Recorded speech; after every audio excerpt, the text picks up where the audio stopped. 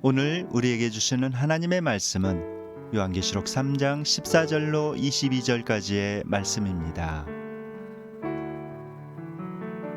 라오디게아 교회의 사자에게 편지하라. 아멘이시오, 충성되고 참된 증인이시오, 하나님의 창조의 근본이신 이가 이르시되, 내가 내 행위를 아노니 내가 차지도 아니하고 뜨겁지도 아니하도다. 내가 차든지 뜨겁든지 하기를 원하노라. 내가 이같이 미지근하여 뜨겁지도 아니하고 차지도 아니하니 내 입에서 너를 토하여 버리리라. 내가 말하기를 나는 부자라 부유하여 부족한 것이 없다 하나 내 공고한 것과 가련한 것과 가난한 것과 눈먼 것과 벌거벗은 것을 알지 못하는도다. 내가 너를 권하노니 내게서 불로 연단한 금을 사서 부요하게 하고 흰옷을 사서 입어 벌거벗은 수치를 보이지 않게 하고 안약을 사서 눈에 발라 보게 하라. 무릇 내가 사랑하는 자를 책망하여 징계하노니 그러므로 내가 열심을 내라. 회개하라. 볼지어다 내가 문 밖에 서서 두드리노니 누구든지 내 음성을 듣고 문을 열면 내가 그에게로 들어가 그와 더불어 먹고 그는 나와 더불어 먹으리라. 이기는 그에게는 내가 내 보좌에 함께 앉게 하여 주기를 내가 이기고 아버지 보좌에 함께 앉은 것과 같이 하리라. 귀 있는 자는 성령이 교회들에게 하시는 말씀을 들을지어다.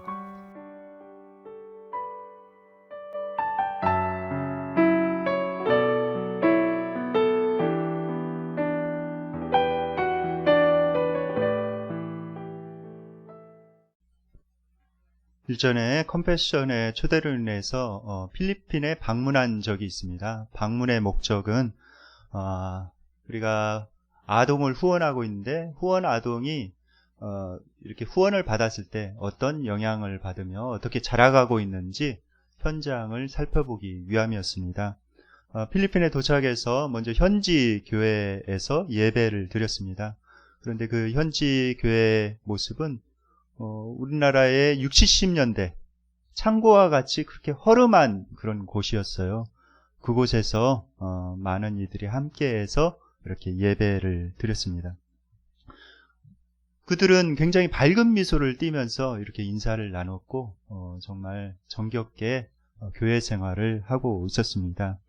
그래서 이제 예배를 드리고 나서 서로 인사를 나누면서 같이 식사를 이렇게 맛있게 하고 오후에는 이제 각 가정을 방문하는 그런 시간을 가졌어요. 우리의 후원이 필요한 그런 가정들 또는 후원 받고 있는 그런 아동의 가정을 방문하는 그런 시간을 갖게 되었습니다.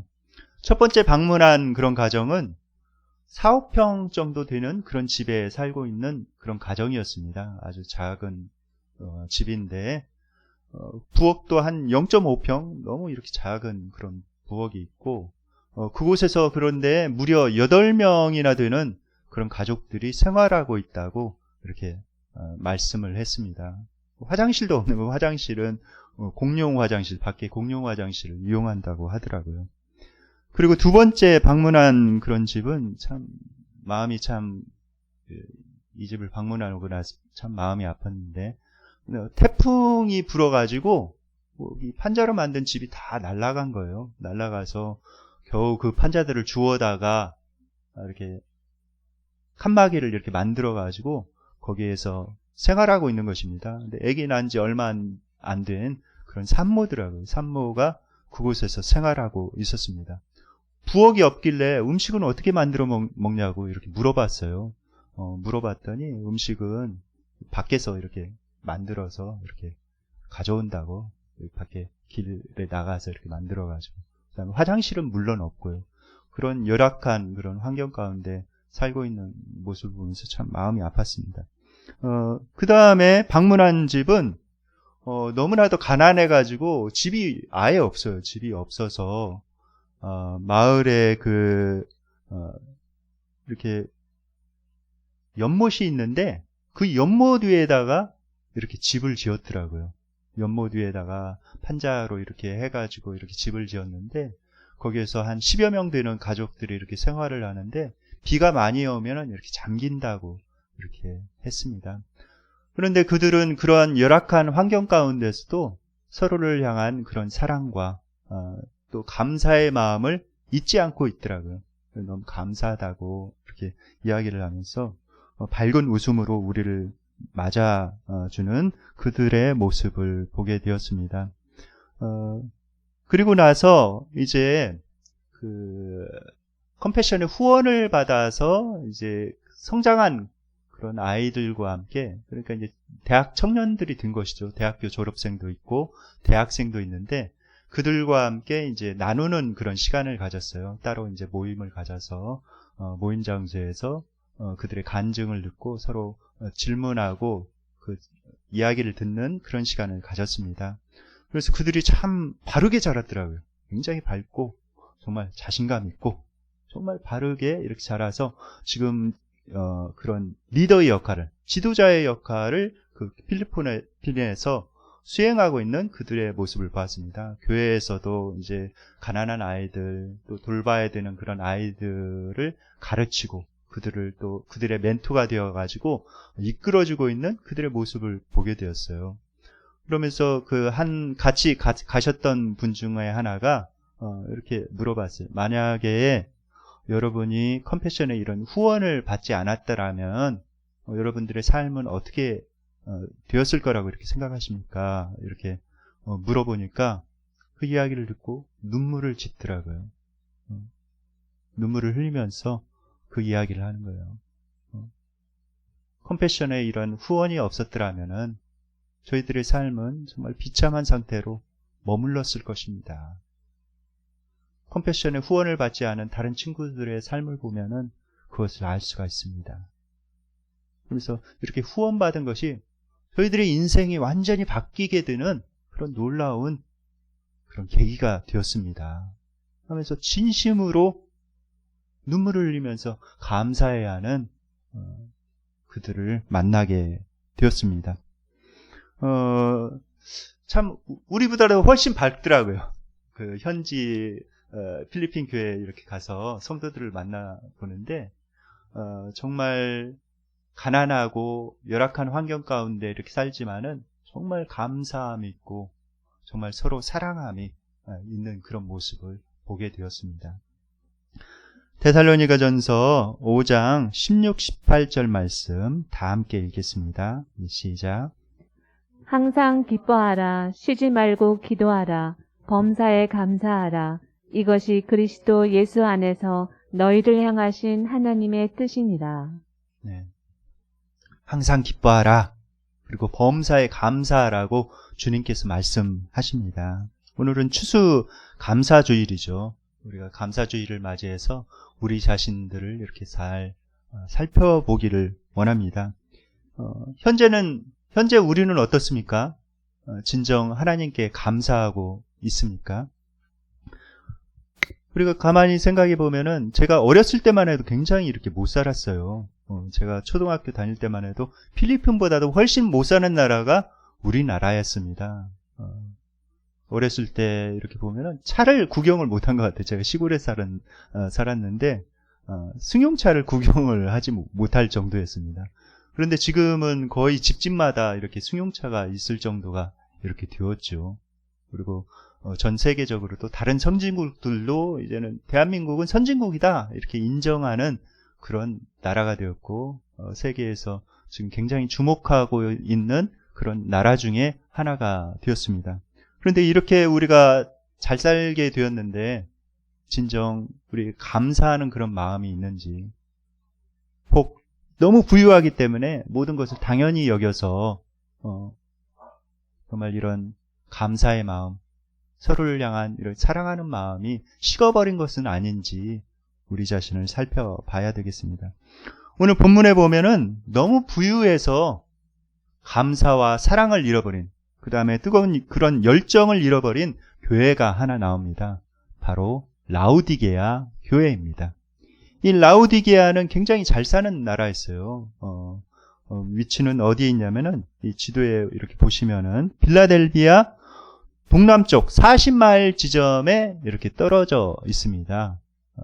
그런데 이곳은 굉장히 기름진 땅을 가지고 있었어요. 특별히 리쿠스 계곡에 위치한 그런 기름진 그런 땅들이 있었습니다.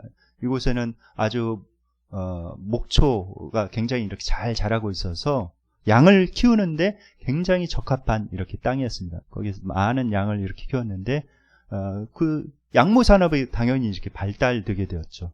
특별히 그때 당시에 흑모가 굉장히 이렇게 비싼 가격이 이렇게 팔려 나갔는데 흑모 산업이 굉장히 발달되어 가지고 이 지역이 굉장한 부를 이렇게 축적을 했다고 합니다.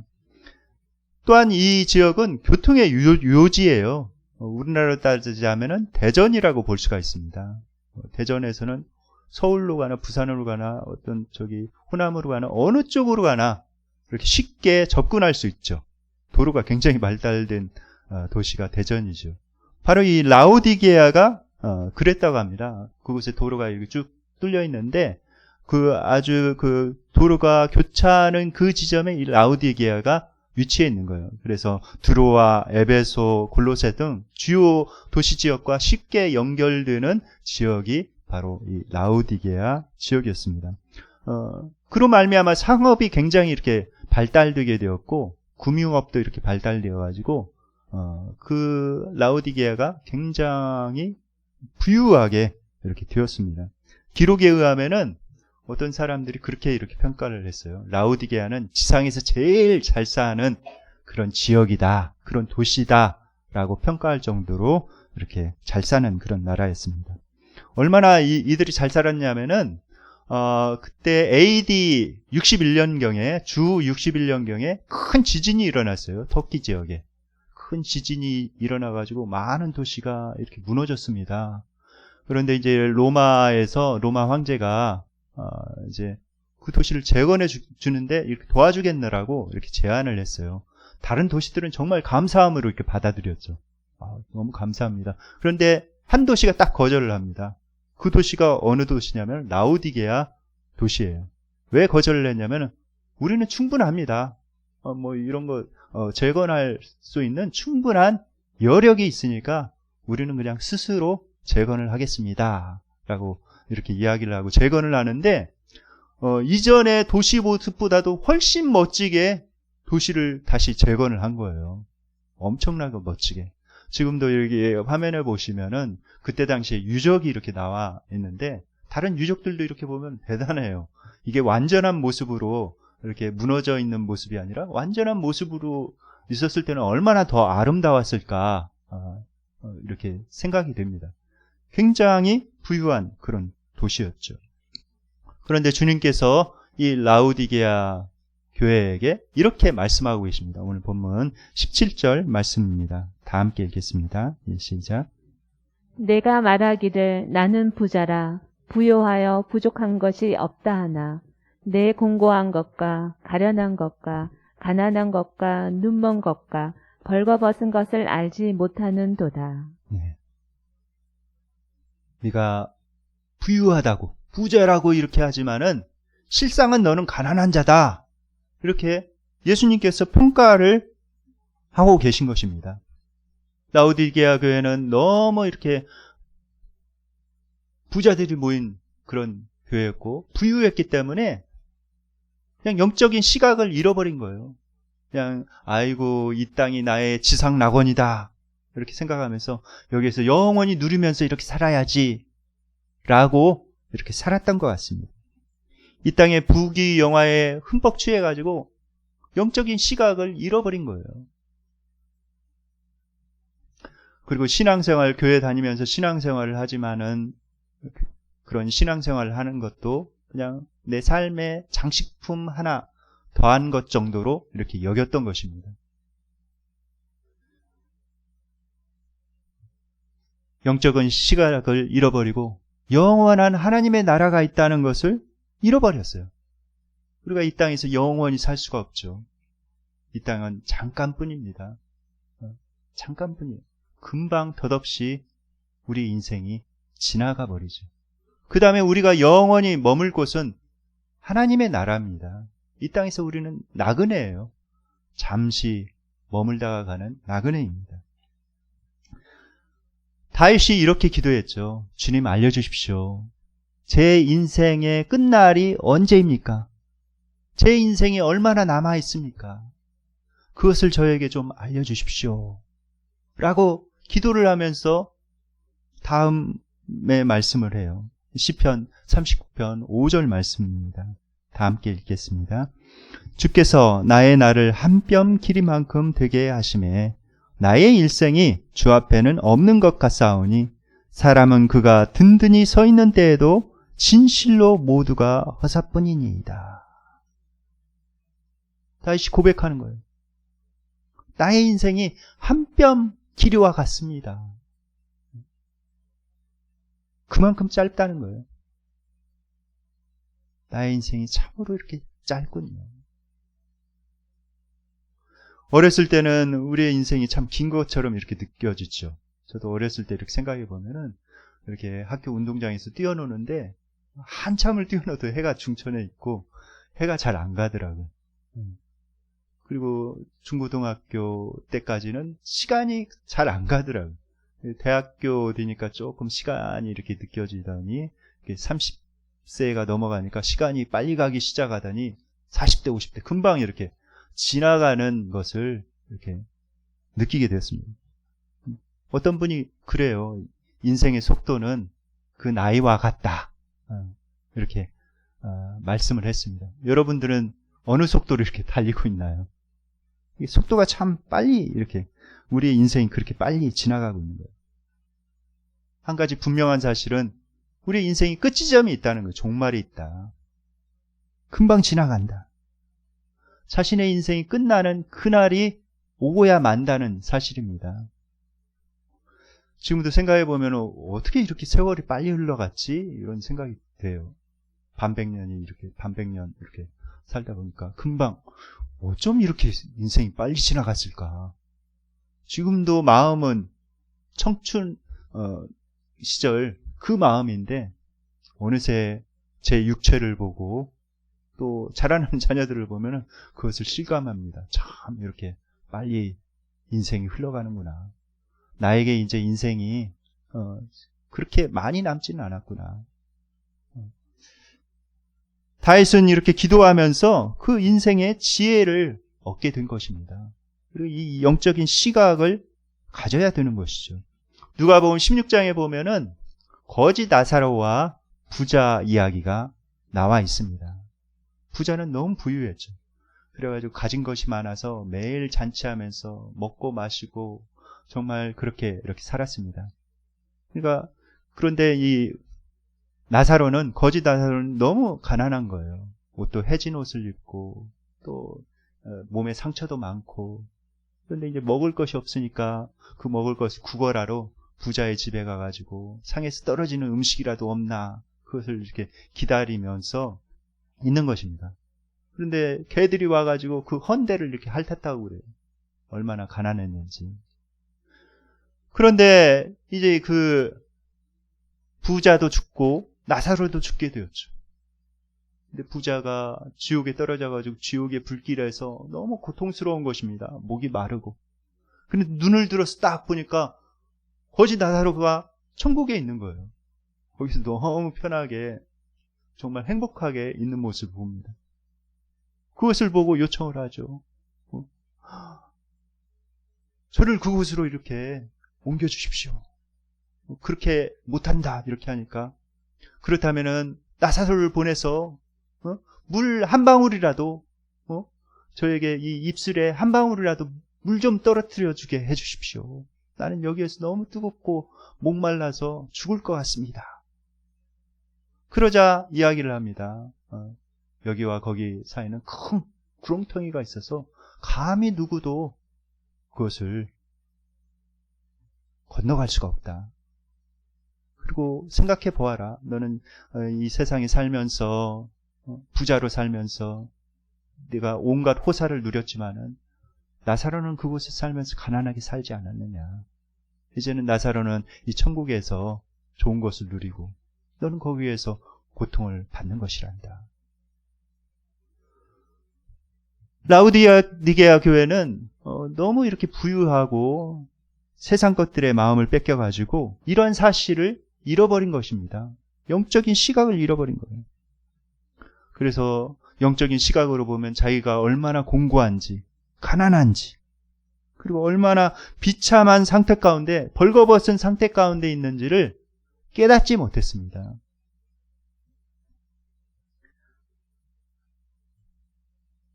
주님을 향한 뜨거운 사랑과 주님께서 내 인생의 전부가 되십니다. 삶의 이유가 되십니다. 라는 그런 고백을 잃어버린 교회가 바로 라우디게아 교회입니다. 요한계시록 3장 15절에 주님께서 이 라우디게아 교회에게 이렇게 말씀을 하십니다. 다 함께 한번 읽어볼까요? 예, 시작. 내가 내 행위를 아노니 내가 차지도 아니하고 뜨겁지도 아니하도다. 내가 차든지 뜨겁든지 하기를 원하노라. 네. 내가 차갑지도 않고 뜨겁지도 않구나. 네가 뜨겁든지 차갑든지 해라. 라고 말씀하시면서 그렇지 않으면 내가 너를 토하여 버리겠다. 이렇게 말씀을 하셨습니다. 그런데 우리가 한 가지, 주님께서 이 말씀을 하실 때 어떤 마음이셨을까요? 진짜 토하여 내치기 위한 그런 마음입니까? 그렇지 않죠. 부모가 자녀들을 이렇게 혼을 낼 때, 또 부모가 또 자녀들에게, 야, 공부 열심히 해라. 아닐 거면 확실하게 그냥 놀든지. 라고 이렇게 이야기를 할 때, 부모의 마음은 어떤 마음이에요? 부모의 마음은 그렇죠. 얘가 어떻게 하든지 열심히, 이 시기에 열심히 이렇게 준비를 해서 열심히 공부하고 준비를 해가지고 인생의 다음 단계에서 잘 살아갈 수 있기를 그런 바라는 그런 마음이죠. 하나님께서도 마찬가지입니다.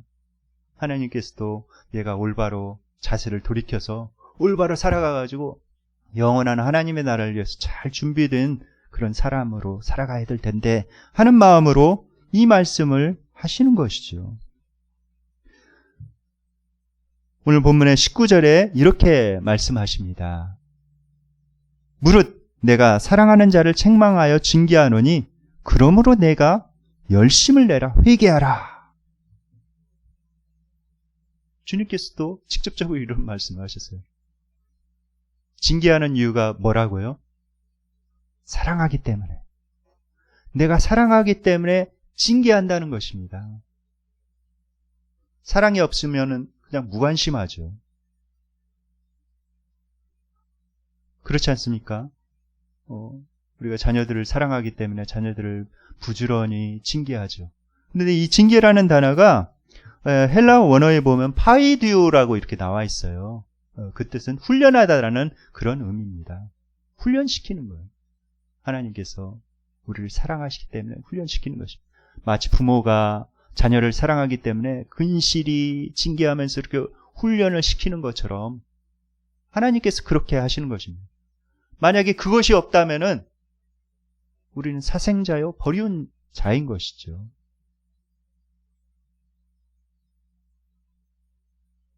하나님께서 우리를 사랑하시기 때문에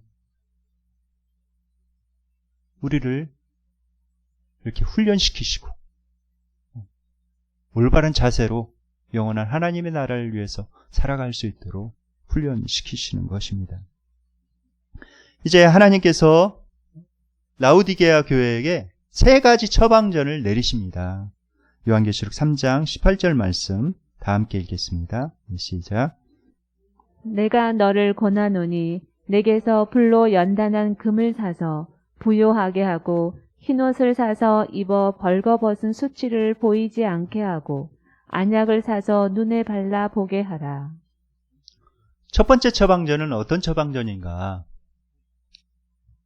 불로 연단한 금을 사라 이렇게 말씀을 하고 있습니다. 불로 연단한 금은 무엇을 의미합니까? 불로 연단한 금. 그것은 어떤 시련, 그런 어려움을 통한 얻는 그런 교훈이죠.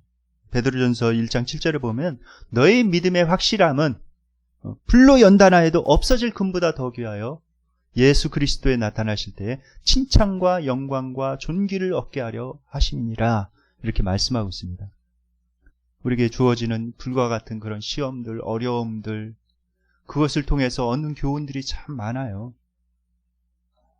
인생을 새로운 시각에서 보게 됩니다. 그것을 통과할 때는 굉장히 힘들죠. 힘들고 괴롭고. 그렇지만은 그 시련들을 통해서 하나님을 붙들고 하나님께 기도하고 하나님께 가까이 나가면은 그것을 통해서 얻는 것들이 참 많아요. 어떤 다른 유익과는, 세상적인 유익과는 비교할 수도 없는 굉장한 교훈을 얻게 됩니다. 그것을 사라는 거예요. 사라는 것은 적극적으로 그것을 사라는 거예요. 값을 치르고 사라는 것입니다. 우리 교회에도 지금 2명이 군에 가서 이제 군 생활하고 있는데, 젊었을 때 참 좋은 훈련인 것 같아요. 군 생활이.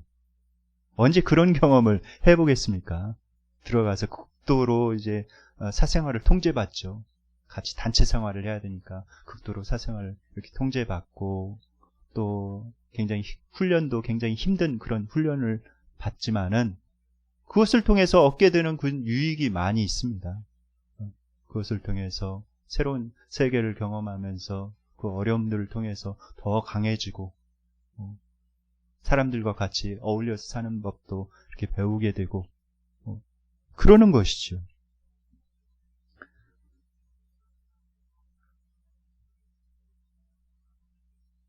두 번째, 주님께서 내린 그런 처방전은 흰옷을 사서 입으라고 이렇게 말씀하고 계십니다. 흰옷을 사서 입어라. 흰옷은 무엇을 상징합니까? 흰옷은 영광을 상징하기도 합니다. 그 다음에 흰옷은 거룩함을 이렇게 상징하죠. 또 요한계시록에서, 성경에서 말하는 그런 흰옷은 또 죄사함을 의미하기도 합니다. 우리가 계속해서 하나님 앞에서 우리의 옷을 빠는 것이 필요해요. 예수 그리스도의 보혈로 정결케 씻어나가는 것이 필요합니다. 예수님께서 그래서 십자가에서 죽으신 거예요.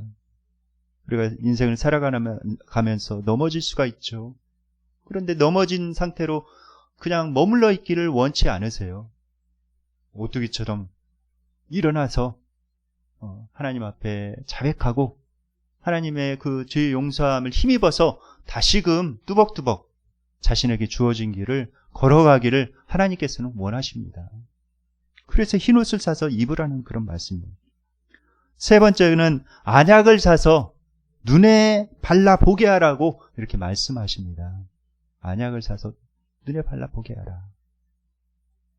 여러분들 눈이 아팠는데 약을 처방하지 않고 그대로 방치해두면은 위험할 수가 있습니다. 시력이 약해지고 심한 경우에는 실명할 수가 있죠. 이때 당시에 이 그 라우디게아에는 유명한 의대가 있었다고 그래요.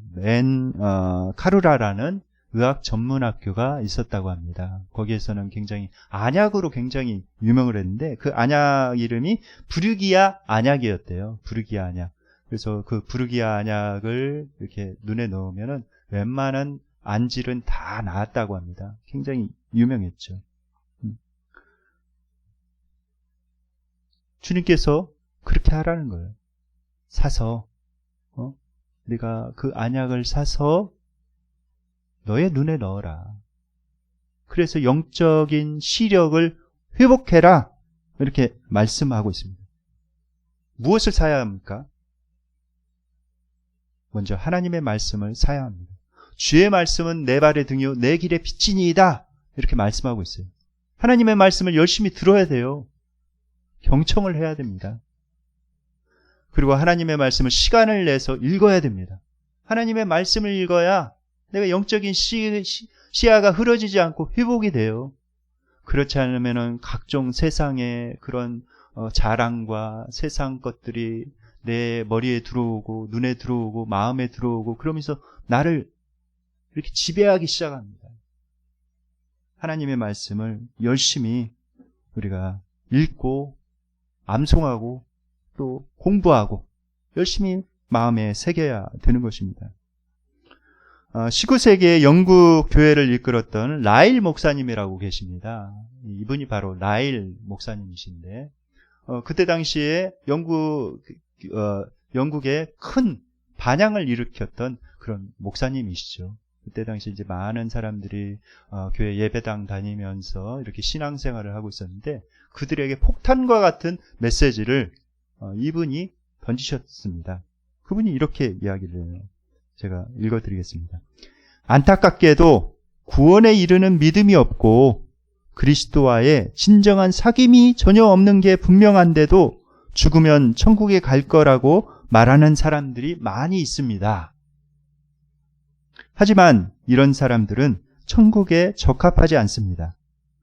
여러분들은 이 땅에서 그리스도를 높이지 않습니다. 여러분은 그분과 전혀 교통하지 않습니다. 여러분은 그분을 사랑하지 않습니다.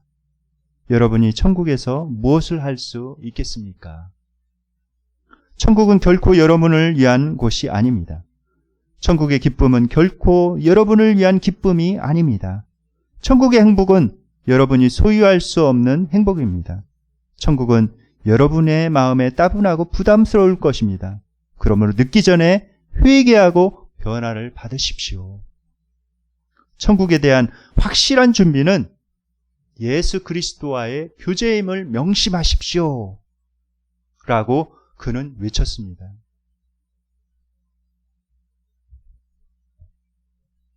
혹시 이 라엘 목사님의 그런 외침을 듣고서 마음에 불편하시거나 화가 나시는 그런 분이 있으십니까? 그렇다면은 다음 구절을, 예수님께서 말씀하신 다음 구절을 읽어보시기 바랍니다. 20절 말씀입니다. 다 함께 읽겠습니다. 볼지어다 내가 문 밖에 서서 두드리노니 누구든지 내 음성을 듣고 문을 열면 내가 그에게로 들어가 그와 더불어 먹고 그는 나와 더불어 먹으리라. 주님께서 말씀하세요. 굉장히 유명한 그림이죠. 예수님께서 문 밖에 서서 문을 두드리고 계시는 그런 모습입니다. 그런데 오늘 본문에 보면은 내가 문 밖에 서서 이렇게 말씀하고 있는데 이 문 밖에 서서라는 그런 말씀은 원어에 보면 현재 완료형으로 돼 있어요. 그러니까 이미 과거에 문 밖에 딱 서 계시다는 거예요. 두드리노니 이 말씀은 현재형으로 기록이 되어 있습니다. 예수님께서 오래전부터 서가지고 계속해서 내 마음을 두드리고 있는 거예요. 쾅쾅쾅 쾅쾅쾅 하면서 지금도 여전히 예수님께서 내 마음을 두드리고 계시는 것입니다. 왜 두드리십니까? 왜 두드리고 계세요? 그것은 예수님께서 나를 사랑하시기 때문에 나와 교제 좀 하자. 너와 얘기를 나누고 싶구나. 너의 삶에 내가 함께 이렇게 하고 싶다. 이렇게 말씀하시는 것입니다. 그래서 나와 더불어서 먹고 나와 함께 인생의 길을 예수님께서 걸어가기를 원하시는 거예요. 그리고 대화를 나누기를 원하시는 것입니다.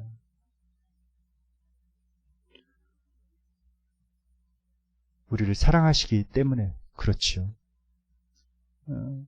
이 장면을 이렇게 보면은 두 가지 것이 이렇게 떠올라요. 첫 번째는 성경이 두 가지 장면이 이렇게 떠오르는데 첫 번째는 아가서에 나와 있는 그런 장면입니다. 아가서에서 사랑하는 연인을 향한 그런 초대를 하고 있는 그런 모습이 이렇게 떠오릅니다. 아가서 5장 2절에 보면은 그런 말씀이 나와 있죠. 문을 두드려 이르기를 나의 누이, 나의 사랑, 나의 비둘기, 나의 완전한 자야 문을 열어다오. 사랑하는 연인에게 다가가서 문을 두드리고 있는 것입니다. 문을 열어다오. 우리 친밀한 교제를 이렇게 나누자구나. 내가 너를 얼마나 사랑하는지 아니? 나와 함께 하자구나. 예수님께서 초청을 하고 계시는 것입니다. 사랑의 추대를 하고 있는 거예요. 또 한 가지 장면은 누가복음에 있는 그런 장면이 이렇게 떠올라요. 누가복음에 보면은 주인이 종들에게 그 일들을 맡겨놓고 멀리 이렇게 출타를 갑니다. 출타를 가서 이제 되돌아와가지고 문을 두드리고 계시는 그런 장면이 이렇게 나오지요. 누가복음 12장 36절, 37절 말씀입니다. 다 함께 읽겠습니다. 예, 시작. 너희는 마치 그 주인이 혼인집에서 돌아와 문을 두드리면 곧 열어주려고 기다리는 사람과 같이 되라. 주인이 와서 깨어 있는 것을 보면 그 종들은 복이 있으리로다. 네. 예수님께서는 우리에게 우리의 인생을 이렇게 맡겨놓으시고 이 땅에서 잘 우리에게 또 여러 가지 달란트를 맡겨놓으시고 그것을 가지고 네가 청지기로서 이 땅에서 내가 원하는 그런 일들을 잘 하고 있어라 하고 가셨습니다. 근데 예수님께 딱 오시는 거예요. 오셔가지고 문을 똑똑똑 두드리는 그 순간이 있을 거라는 것입니다. 그런데 깨어서 예수님의 오심을 준비한 그 종들은 복이 있다는 거예요. 그 예수님의 두드림을 이제 듣고 문을 열어서 예수님을 반갑게 맞이하는 그 종들에게는 복이 있다고 말씀하십니다. 참 그 성경의 다음 구절을 읽어보면 참 놀라워요. 그 주인이 돌아와가지고 보통 그 주인 같으면은 딱 높은 자리에 앉아서 야, 물 가져와서 내 손발 이렇게 씻어줘. 그리고 먹을 것 좀 내와. 이렇게 명령을 내릴 텐데 거기에 보면은 우리 주님은 어떻게 하시냐면은 오히려 그 종들을 앉혀놓고 예수님께 수종 들겠다고 예수님께 상 차려주셔서 대접해 주시겠다고 이렇게 말씀을 하고 있어요. 얼마나 놀라운 말씀인지 모릅니다. 주님께서 우리를 그렇게 초청하고 있는 거예요. 여러분은 이 주님의 이 사랑의 초대에 어떻게 응답하시겠습니까? 문을 열어주시겠습니까? 구원은 무엇이 구원인가? 그것은 우리가 잘 먹고 잘 살고 이런 것이 구원이 아닙니다. 구원은 무엇이 구원인가? 하나님과 함께하는 그런 삶이 구원이에요. 예수님과 함께하는 삶, 성령님과 더불어서 동행하는 삶, 그 삶이 구원이고 그 삶이 영생인 것입니다. 영생이 바로 그것이죠.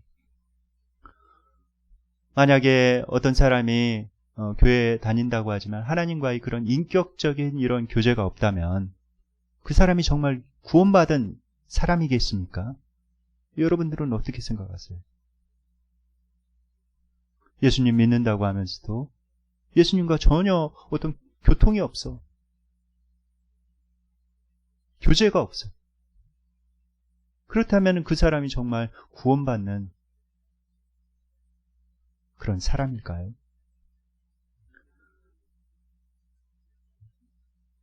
우리가 하나님께 나아가서 기도하고 하나님과 더불어서 이렇게 함께 인생을 살아가야 합니다. 그래야 우리가 승리할 수가 있는 거예요. 그리고 승리하는 자에게 예수님께서는 놀라운 복을 허락하셨습니다. 그 상을 허락하셨는데 요한계시록 3장 21절 말씀입니다. 다 함께 읽겠습니다.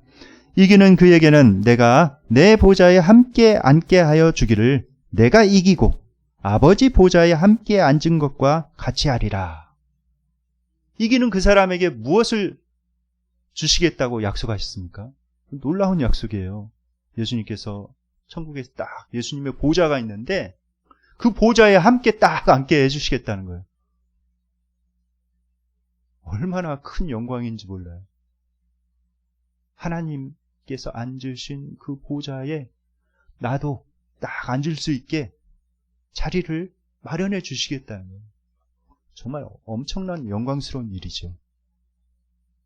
우리가 그런 승리하는 자로 살아가려면 예수님을 굳세게 붙들어야 됩니다. 우리 영적인 시각을 회복하고 하나님의 말씀을 가까이 하고 예배를 소중히 여기고 매일매일 하나님 앞에 기도하는 생활을 잘 해나가야 돼요.